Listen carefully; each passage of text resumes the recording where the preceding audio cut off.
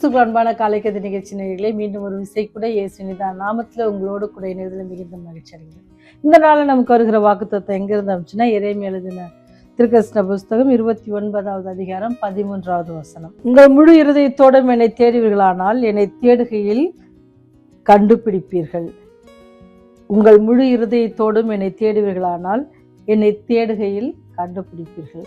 ஆண்டவர் ரொம்ப கிளியராக சொல்லிடுறாங்க. ஏன்னு சொன்னால், என்னை தேடுங்கள் கடை முழு இருதயத்தோடும். நம்ம எப்படி தேடுறோம் அப்படின்னு சொன்னால், நமக்கு தேவையான நேரத்தில் தேடுறோம், அல்லது நமக்கு டைம் இருக்கிற நேரத்தில் தேடுறோம். ஆனால் ஆண்டவர் சொல்கிறார், முழு இருதயத்தோடு என்னை தேடுவீங்கன்னு சொன்னால் நீங்கள் என்ன செய்வீங்க? என்னை கண்டுபிடிப்பீர்கள்னு சொல்லியிருக்காரு. நீங்கள் பார்த்தீங்கன்னு சொன்னால், இஸ்ரேல் மக்கள் அடிமையாக போயிருப்பாங்க.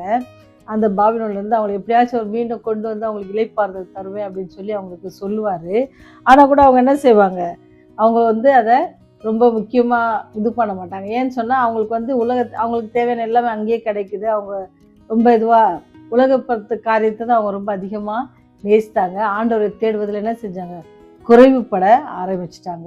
அதனால தான் ஆண்டவர் சொல்கிறாரு, அவங்களுக்கு இந்த முடிவுடன் தேடுங்க, அப்போ தான் நீங்கள் என்ன கண்டு கொள்ளுவீங்க அப்படின்ட்டு சொல்கிறாரு. நம்மளோட தேவனை என்ன செய்கிறோம் அப்படின்னு சொன்னால், தேடுவது ரொம்ப ரொம்ப அவசியமான காரியம். அவரை நம்ம தேடல அப்படின்னு சொன்னால், நம்ம இந்த உலகத்தில் ஜீவிக்கிறதே என்னதான் நமக்கு ஒரு வீணான ஒரு வாழ்க்கையாக மாறுகிறதாக இருக்கிறது. என்ன செய்யணும்?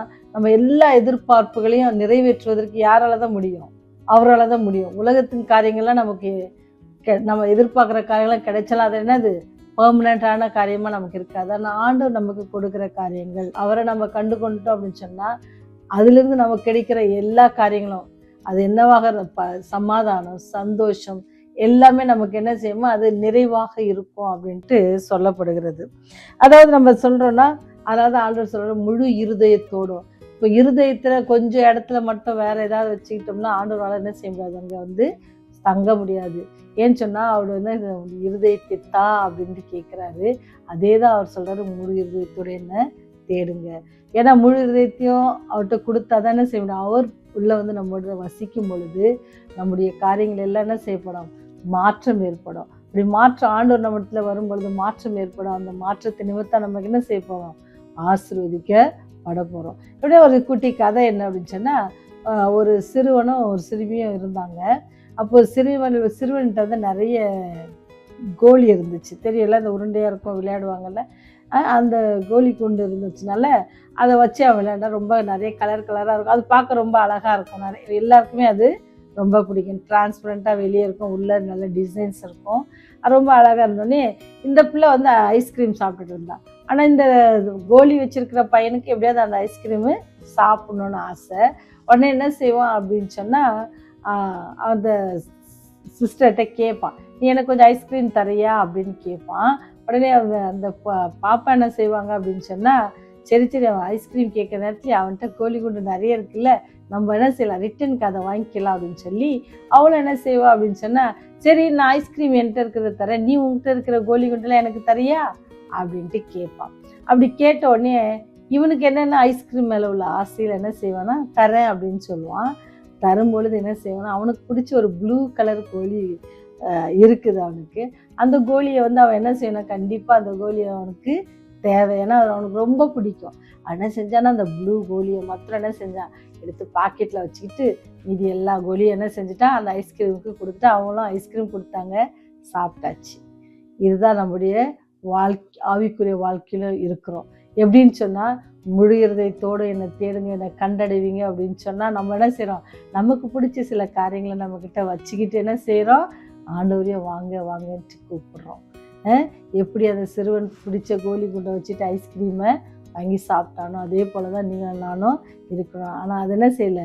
ஆண்டவர் கண்டிப்பாக விரும்பலை. அவர் என்ன விரும்புகிறாச்சுன்னா, முழு இருதயத்தோடும் முழு இருதயத்தையும் எனக்கு தாங்க. அப்போ தான் நான் என்ன செய்வேன்? உள்ள உட்பிரவேசித்து என்ன செய்வேன்? உங்களோடு கூட என்ன செய்வேன்? நான் வானம் பண்ணுவேன், உங்களோடு கூட நான் புசிப்பேன் அப்படின்ட்டு சொல்கிறாங்க. என்ன ஒரு காரியம் அப்படின்னு சொன்னால், இது ஒரு அற்புதமான ஒரு காரியம். தேவன் நம்மோடு கூட வசிப்பது. நாம் அவரை தேடி போத்தவில்லை. அதுவே நீ வாரோம் அப்படி நீங்கள் என் உள்ளத்தில் வாங்க அப்படின்னு சொன்னால் அவங்க வந்துடுவாங்க. ஏசப்பா நம்ம தேடி வருவாங்க.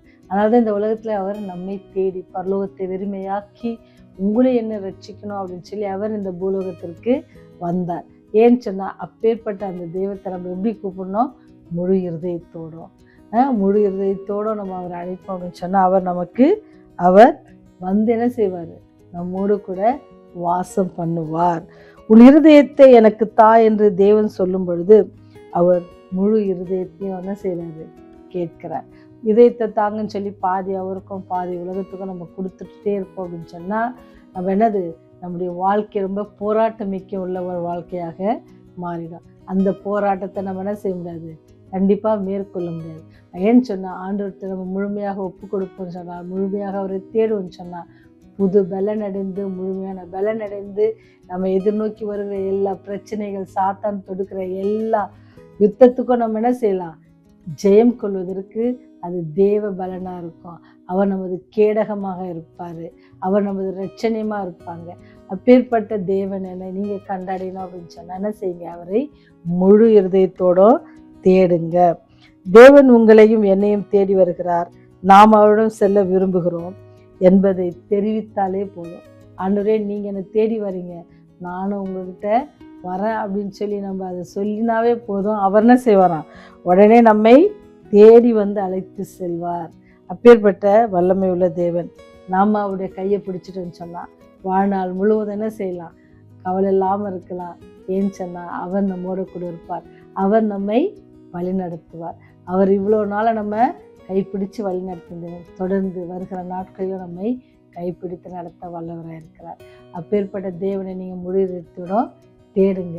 ஒரு விழாவில் குறைவுபடுவோன்னு சொன்னால் அதற்கான தேவ பலனை நம்ம என்ன செய்வோம்? பெற்றுக்கொள்வோம். ஜெபிப்போம். முழு இருதயத்தோடும் தேடும் பொழுது என்னை கண்டடைவீர்கள் என்று சொன்ன அன்பின் தகப்பனே, யாரெல்லாம் நோக்கி முழு இருதயத்தோடுமை தேடுகிறார்களோ அவளுமை கண்டு கொள்ளவும், நீர் கொடுத்த எல்லா ஆசீர்வாதத்தையும் சமாதானத்தையும் சந்தோஷத்தையும் அவர்கள் பெற்றுக்கொள்ள நீங்கள் கிருபை செய்யுங்க.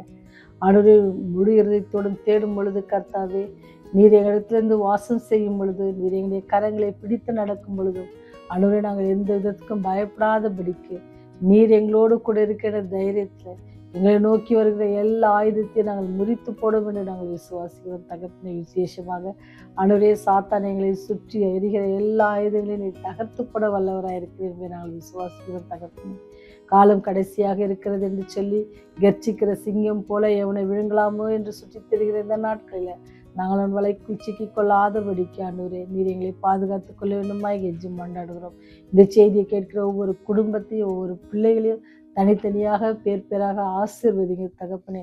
இந்த குடும்பங்களுக்கு ஏதாவது தேவைகள் இருக்குமானால் நோக்கி மன்றாடி கொண்டு இருப்பாங்கன்னு சொன்னால் ஏற்ற வழியில் அவளுக்கு நிறைவேற்றி தருவிடமாய் கெஞ்சி மன்றாடுகிறோம். சாமி, கர்ப்பத்தின் கனிக்காக வேண்டிக் கொண்டிருக்கிற பிள்ளைகளுக்காக செபிக்கிறோம். கர்த்தாவே, நீரே எல்லாவற்றையும் செய்ய வல்லவர் ஆண்டவரே.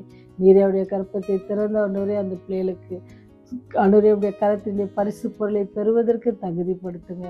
கண்ணீரோடு கவலையோடு ஜெபிக்கிற பிள்ளைகளோடு கூட அப்படியே கரம் இருந்து அவளை ஆற்றுங்கள், தேற்றுங்கள், அரவணைத்துக் கொள்ள வேண்டுமாய் கெஞ்சி மன்றாடுகிறோம். சாமி, பாவிகளாக எங்கள் மேல் கிருபையா இருங்க. இன்றைய ராஜ்யம் வரும்பொழுது ஆண்டவரே, நாங்கள் வெட்கப்பட்டு போகாதபடிக்கு அந்த பரம காணலை நாங்கள் வந்து சேர நீர் கிருபை செய்த வேண்டுமாய் இயேசுவின் வழியாய் ஜெபிக்கிறோம். ஜீவனுள்ள பரலோக தந்தையே, ஆமென்.